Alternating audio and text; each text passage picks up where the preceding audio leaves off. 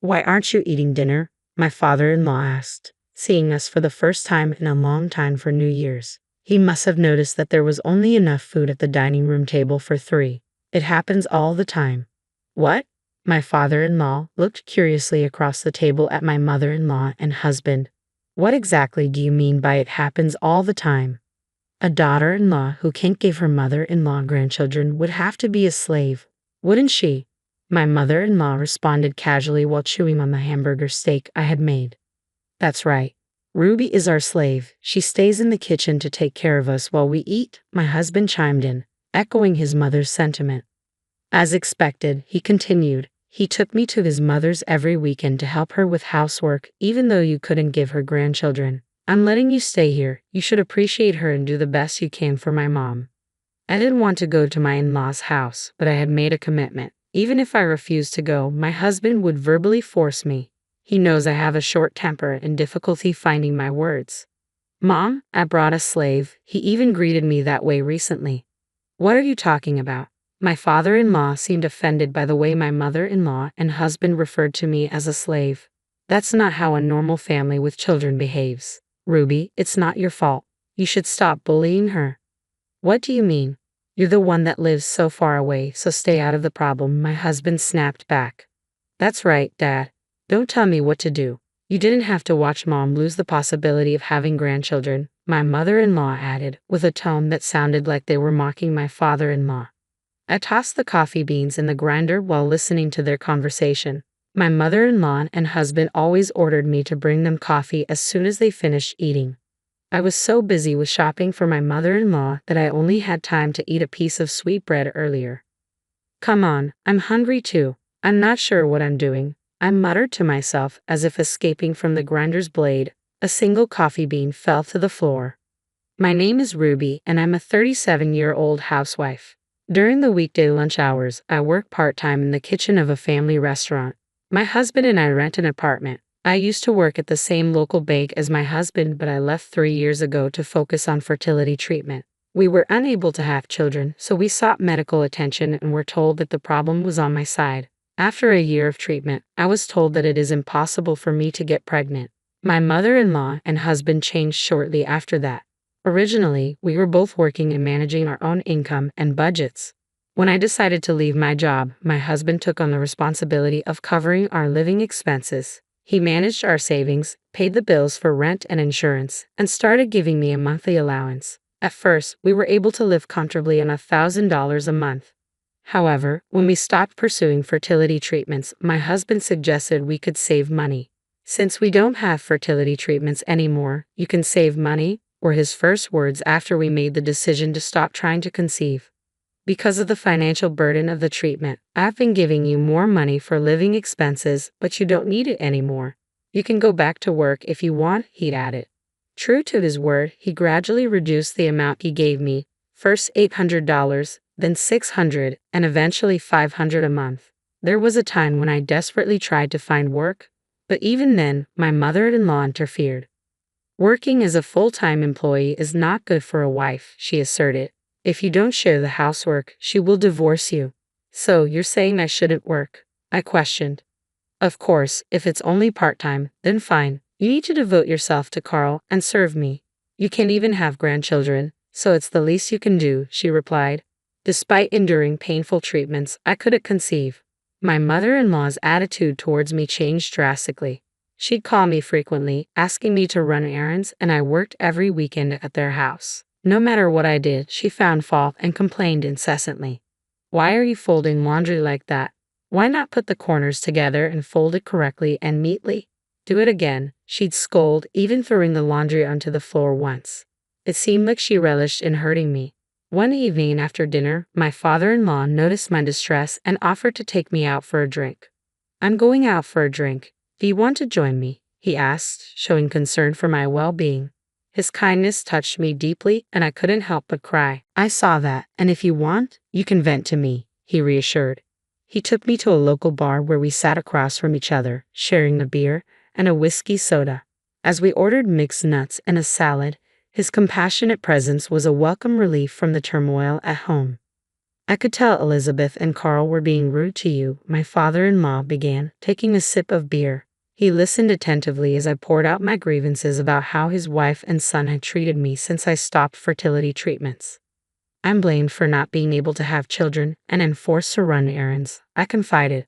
My husband wouldn't let me work full-time, and he's reduced my living expenses since we stopped the treatments. Now, he only gives me $500 a month. What I hate most is being called a slave, I continued. Elizabeth is not happy unless she gets her way. She wasn't like this before, but she became selfish after having Carl. She would yell at me so much that I began to dislike her, and now we pretend to be a happy couple. Do you think it's because he doesn't want to be with me? I'm jealous my father-in-law has a place to escape to, I admitted. You're not tough enough to make yourself heard, he observed. Yeah, but venting to you makes me feel better, I admitted gratefully. Good, that makes me happy, he said before we had one more beer and one more whiskey soda before leaving the restaurant. However, as soon as we arrived back home, the situation escalated. I'm back, I announced as I opened the door, only to find my mother-in-law and husband standing there. Dad, did you have a night out with my wife? My husband questioned, eyeing both of us. What? I just invited Ruby for a drink, my father-in-law clarified. What kind of relationship is this that you can go out for drinks together? My mother-in-law interjected angrily. Just like your husband said, I retorted, feeling the tension mounting. What are you thinking, Ruby? Isn't it wrong for a wife to go to a bar with a man? You can't give me grandchildren, but you still have desires, my husband accused, joining in the finger pointing. Enough. A powerful voice echoed as if thunder had struck. My father-in-law was enraged, staring down Carl and Elizabeth. What is it with you? All I wanted was for Ruby to relax, he thundered, his anger palpable. The rage sped up my heart rate, I thought, knowing the intensity of the moment. Mild men or people can become more difficult to deal with when injured, I mused, watching Elizabeth shudder at her name being called. Was she scared of him, or did she have something to hide? You said what kind of relationship do you have with your father-in-law that you go out drinking together? My husband challenged. That's my daughter-in-law is treated like a slave, and I took her to get her mind off it. That's what happened because of Ruby, my father-in-law clarified, cutting through the tension with his explanation. I can't have grandchildren, my mother-in-law's accusation hung in the air, a barb aimed directly at me. The words ignited a desire to yell, to defend myself against her constant blame for not providing her with grandkids. How can you say that when you hate children? I wanted to retort, but I bit my tongue. Yet even in my silence, I couldn't shake the urge to challenge her unfair judgment. Well, grandchildren are different than other children, aren't they? I finally spoke up, my voice edged with frustration. That said, I don't think you wanted grandchildren enough to treat Ruby like this. You're just making an excuse to point the finger at her. My mother-in-law seemed about to respond, but then she abruptly averted her gaze. Was she tongue-tied or perhaps fearful of her husband's reaction? Carl, wait, my attention shifted to my husband. I heard you only give Ruby $500 a month for living expenses. Do you keep the rest of your salary? I probed, unable to ignore the discrepancy. No, I pay rent and insurance, he countered, but his evasive response left room for doubt. As the silence stretched, he seemed unable to conjure a convincing explanation. I came here to discuss our future. Let's get right to it, my father-in-law intervened, leading us to the living room. What do you mean discuss our future? Just sit down, my mother-in-law commanded, her tone imperious. Make some coffee first, Ruby, she ordered, her words laced with condescension, but my father-in-law's sharp rebuke cut through the air. Don't tell her what to do. I complied silently, sensing the tension crackling around me. As the coffee brewed, my father-in-law resumed speaking, his tone authoritative. I'll be retired in a few years after my current assignment ends. I won't be living with you anymore. The revelation left my husband and mother-in-law stunned. What do you mean? They both protested in unison. We've been masquerading as a couple for years, so we no longer need to live together, my father-in-law explained calmly. I'll live where I want, and you can stay here. But my mother-in-law's panic was palpable. That's fine, but I changed my mind after you accused me of being unfaithful earlier, she protested, rising from her seat. I'm selling the house, Elizabeth. I'll leave you nowhere to live. Her announcement sent shockwaves through the room. Why don't you just get a place to live? My father-in-law suggested. But her response was desperate. How am I going to do that? I can't pay the rent. Get Carl to help you, my father-in-law suggested, unaware of the financial strain. He only gives her $500 a month. I'm sure he can pay for you. But my husband's nervousness betrayed him as he struggled to respond. That's not possible, he stammered, his discomfort evident. We don't have any money. If I do that, I won't be able to pay Mom's debt. The revelation hung in the air, casting a shadow over the room. You just mentioned debt, didn't you? My father-in-law's tone turned grave. Explain. I didn't mean what I said. I said explain. My father-in-law's voice thundered through the room, his anger palpable. My mother-in-law dissolved into tears at the sound of his fury, but his rage remained unabated.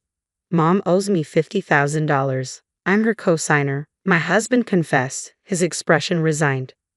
Around the time we stopped fertility treatment, Mom made an investment. She made some money at first, but then the stock market crashed, he admitted, his voice tinged with regret. You mean you lost money in the stock market and went into debt? I interjected, incredulous at the revelation. I used family funds. At the time, we were betting on stocks that were supposed to go up, but eventually we ended up in debt. Now, I'm paying it with my salary and Mom's repaying it by working part-time at a supermarket, my husband explained, his tone heavy with the weight of their financial burden. The news caught me off guard. I had never heard anything about stocks or debt. My mother-in-law had lost a significant amount of money in the stock market and had borrowed to compensate for it when I stopped fertility treatment. She must have tried to repay the debt by investing in stocks that were expected to rise. But as they struggled with repayment, those stocks failed to yield returns. Maybe. I couldn't help but voice my thoughts. That's also when you and Carl began treating me like a slave. Ruby, what are you trying to say? Were you just taking it out on me? My mother-in-law challenged, her voice strained. The slave treatment started around the time I stopped fertility treatments. I doubt it's because she wanted a grandchild so badly. But the simple answer is that she was taking it out on me because that was satisfying, I countered, the bitterness evident in my tone. As expected, my mother-in-law remained silent, her guilt hanging heavy in the air. And Carl used the money that he took out of my monthly expenses to pay off his debts. He could save money because there's no fertility treatment. He didn't give me less money for some strange, unknown reason. He just needed the money to repay his mom's debt, I concluded, the pieces of the puzzle falling into place. You stupid idiot. Finally, my father-in-law erupted, his frustration boiling over. Even if it's family money, it's money. I worked for and saved for you, only for you to invest it in stocks without consulting me. To top it all off, you lost it all. What the hell kind of money are you spending? My father-in-law exploded, his frustration boiling over. With those words, he abruptly left the room, as if struck by a sudden realization. We all followed him, wondering what he was up to. What are you doing? My husband questioned as we trailed behind him. Show me Elizabeth's stuff. I'll check what she's buying, my father-in-law demanded, his tone sharp. Stop, Elizabeth cried, her voice tinged with panic, but her husband paid her no heed. He swung open the closet door, revealing a trove of luxury handbags. Rudy, are these bags expensive? They're all luxury items costing over $1,000, my father-in-law remarked, his tone incredulous. As he opened a small drawer in the corner of the closet, an array of accessories greeted our eyes, rings, necklaces, and earrings, some adorned with diamonds, rubies, and other precious stones. Picking up a ring, I noticed the engraving indicating it was made of 18-karat gold. Elizabeth, you bought all these expensive things without telling me? My father-in-law's disappointment was palpable. I'm sorry, but, Elizabeth began, but her husband cut her off with a look of disgust. All this spending, investing in stocks without my permission, and treating Ruby like a slave. Divorce. I want a divorce and I won't take no for an answer, he declared, his voice resolute. But how am I supposed to live? Elizabeth protested, her voice trembling. Talk to Carl. I'll sell this house and land immediately. You can sell these bags and jewelry to pay for the move, my father-in-law retorted, leaving Elizabeth speechless. My husband, no longer wearing his arrogant demeanor, nodded silently, his gaze averted. The next day, my father-in-law presented 2 sets of divorce papers. Here, Ruby. If you want to file for divorce too, he offered, handing one to me. I glanced at my husband, who sighed and turned away. Of course, I wanted a divorce, but more importantly, we wanted alimony from these people. That night, as I lay awake, I pondered the events of the past years. How long had I suffered in silence? What did I want now? I had once yearned for a child, enduring agonizing fertility treatments, only to realize I couldn't conceive. I continued my story, holding back the tears welling in my eyes. All the painful tests and treatments I endured in hopes of becoming a mother seemed futile now. No matter how hard I tried, I couldn't have a baby. As I grieved, Carl informed me that since I no longer needed fertility treatment, he would reduce my living expenses. What are you saying? This is all Carl's fault, Elizabeth interjected, her voice sharp. My father-in-law's horror was palpable, and my mother-in-law fell silent, her accusations hanging in the air. She had blamed me for not giving her a grandchild and then treated me like a slave. Do you know how hard it was for me? I demanded, my frustration boiling over. Naturally, there was no response from Elizabeth or Carl. In the end, Carl's actions were driven by his need to pay off debts, while Elizabeth sought an outlet for the stress of financial losses in the stock market. I want you to reimburse me for this, I declared, my voice firm. What if I say I won't pay? Carl retorted defiantly. Sure, I'll talk to my lawyer, I shot back, my resolve unwavering. After the new year, my father-in-law officially divorced my mother-in-law. Within days of putting his house on the market, he found a buyer who intended to tear down the old house and clear the land to build a new one. Left with nowhere to stay, my mother-in-law moved into a rundown apartment, barely holding together. She now resides with my ex-husband, struggling to make ends meet while paying off their debts and alimony to me, a financial burden I'm sure weighs heavily on them. Meanwhile, I found solace in a beautiful little apartment and secured a clerical job at a security company, thanks to my father-in-law's support. He encouraged me to utilize my accounting knowledge and skills from working at a bank. I want you to be happy. If you ever need help, just tell me anything, he reassured me, his unwavering support a beacon of hope. With my father-in-law by my side, I embarked on this new chapter, determined to shine on my own. As I dressed for my first day of work, I made a promise to myself to embrace this fresh start and forge my path to happiness.